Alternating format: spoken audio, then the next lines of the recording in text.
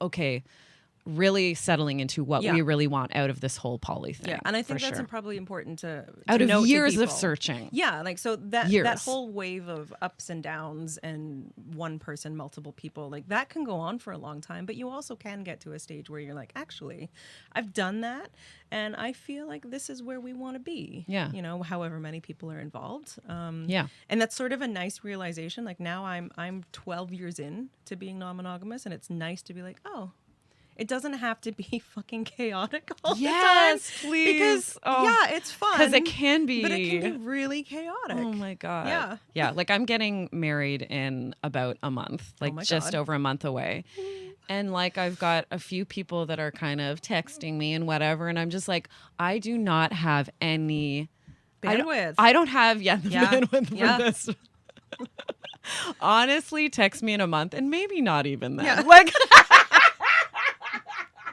Get married. Just deal with that. Yeah, like give me a fucking hot minute. Yeah.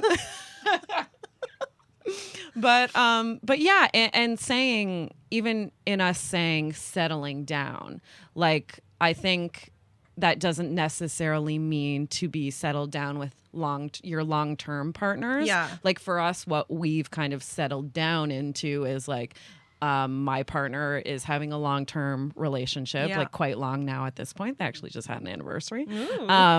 Whereas me, I like to, you know, kind of have a long-term person, but also have like blip, blip, blip, you know, every once in a while. Yeah. So like that's kind of where we've settled into like 4 years in. Yeah. You know what I mean? And finally like figured out because, okay, so let's go back to this common pitfalls thing. Okay. Are there more things we need to know about? Because as we're saying, so many things. Yeah.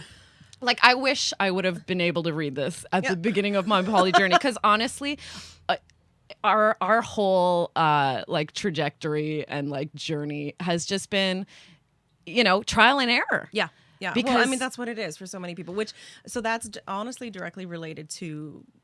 I don't like calling them rules. I probably used to call them rules, but like boundaries. Yeah. And I think that there's really two different ways to have boundaries in a poly relationship. And the first would be, okay, I'm going to put up these strict walls and we're going to follow them and everything has to be like super, super to the letter. Or no walls and we're going to just see what the fuck happens. Yeah. And there are pros and cons to both things. If you just see what happens, it means that you have to be prepared for, fuck, I don't feel very nice right now. Yeah. And I'm upset. Major anxiety. But I set it up so that I might be upset, so I have to be okay with it. Versus, okay, I'm a little bit more comfortable with it. And maybe the other person's like, yeah, but I don't like the fact that we're so constrained. So okay, but we'll get there. Like, let's start. I did it that way. So we did it with the boundaries first. And I always use the story of anal sex. So I was never comfortable with my husband having anal sex with anyone else because at the time I couldn't have anal sex. So I was like, just no. Just makes me feel, just no. Just inferior, no. Yeah. And then we were having a threesome with a girl we were dating at the time, and they just were talking about it, and I was like, have at it. Let's do it. And then watching it happen, I was like, oh, okay. Yeah. All right. I see the value. Yeah, I see. Yeah, that's nice. Yeah, good for you. And then all of a sudden it was fine. And good for all of us. And I was over it. But I had to put up that wall first to say no and figure it out. And I love how you just demonstrated something where intellectually you are making a rule or a boundary intellectually without having experienced it first. Yeah. And then, you know, making the leap to try it. Yeah. And then adjusting and being like, oh. You have to be open to adjusting. Yeah. Like, that is the key thing. That's not so bad. Yeah. I don't mind that at all, actually. Yeah. Okay, let's try this then. Yeah. Let's adjust the, the and whether parameters. you're adjusting, whether you're like kind of closing things in a bit or opening them up a bit, like it's just important to make sure you have those conversations constantly, and that you're constantly, because you might feel one way on a Monday and you might feel different on a Wednesday, and who knows what sort of outside factors have to do with that. But you have to constantly be telling the people that you're involved with how you're feeling, because maybe you were totally fine with having that group sex with Susan the other day, but this is a new person, but all of a now, sudden, you're not feeling it. And I think that's a great thing to bring up as well, where it's like, it's polyamory. So lots of different people are involved. So how I feel about Susan, you fucking Susan in the ass, is a lot different than how I'm going to feel about you fucking Erica in the ass. Exactly. Right? Like, exactly. So, and I'm a victim of that for sure, where it's like, I'm deeply, the way I feel about a metamor, which is your partner's partners, is really going to affect the whole dynamic, because we're all a part of it. Even though, you know, for the most part, what we've settled into is like, that's your private thing and you guys do your thing. And it's a little separate, but it still really matters, you know, my feelings and my relationship with that woman. Yeah. You know, since what I'm talking about is my partner is male and then his partners are female. Yeah. You know, how I feel about these girls and women is matters. Yeah. And you constantly have to adjust and check in about that. And like, honestly, make almost completely new boundaries for every metamor. Yeah. I've had trouble in the past. Me too. And this is full on confession. Like, I have had trouble where I'm like, if I just don't think highly of someone. Yeah, I just don't get a good feeling with this person. If I don't think highly of someone, I don't want a partner dating them, because I'm being judgmental. Confession, full on being judgmental. And then I'm judging my partner for not having the same judgments, which is terrible. But that's two negatives. But it's always one of those things that I've had to wrestle with. Yes. And another thing that sort of makes that important is that you have to understand where everybody differs in terms of how they feel about certain things. Like, there's things that I'm okay with that maybe another partner might not be okay with, and vice versa. There's things that I am not okay with that my husband has always been okay with.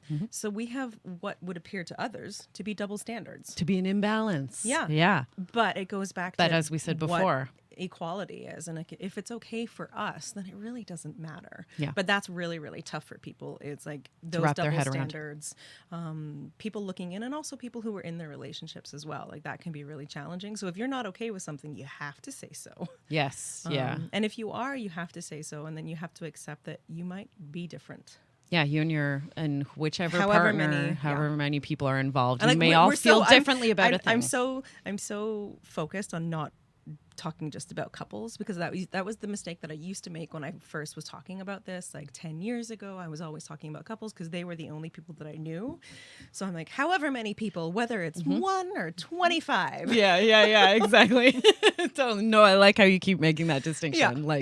I've learned. Yeah. Oh God, haven't we all? Oh, it's been a journey. Okay, another pitfall that we need to be aware of, to avoid, to I can't think of a specific example. That's all right. Because really, I find that the main pitfalls are really covered by just recognizing that you're different people. Yeah, you're all different. Everything else kind of falls into that. So whether it's I'm okay with you not answering your phone while you're out, I'm not okay. You know, like whether it's related to specific little details. That is like a great thing to bring details. up. Yeah. Like, please don't text her while I'm in the room. Yeah. Like little things like that. You can say, just, do it on your own time. It's usually the little details, like the little logistical stuff. That's the stuff that actually fucks people up the most. Yeah. Because it's something that you don't ever put any thought into. So it could be like somebody has been in your space and you were okay with them being in your space, and then you come home. Yep. And then you're just you're speaking to a specific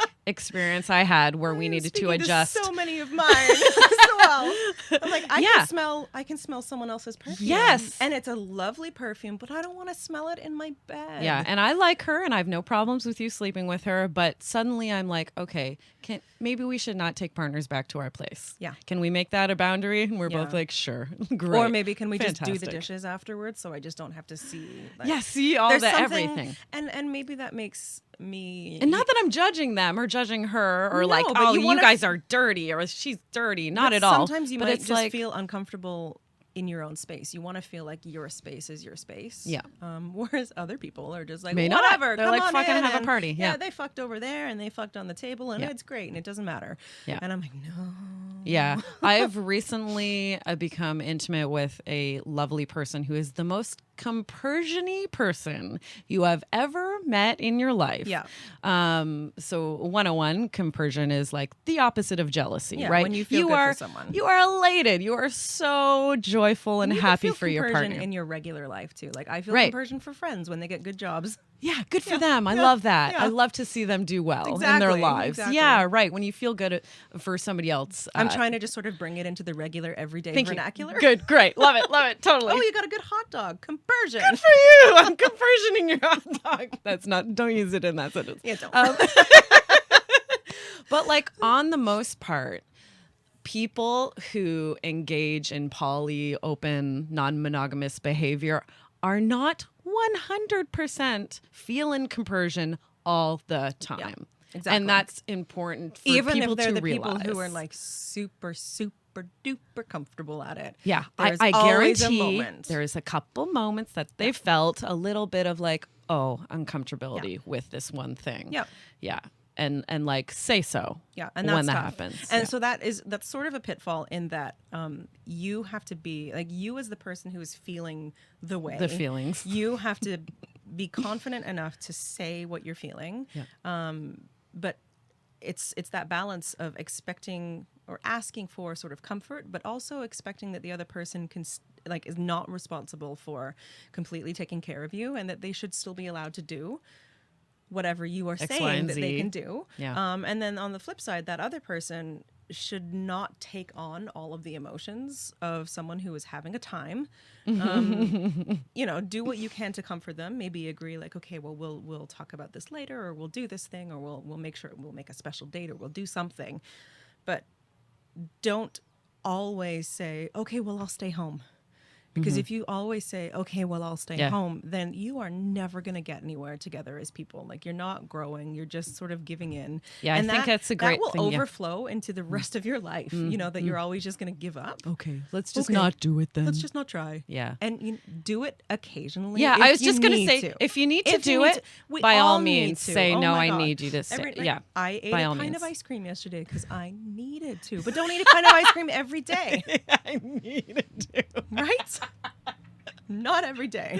Yeah, you can pull that card. Yeah. Yeah, for sure. But like also take the leap.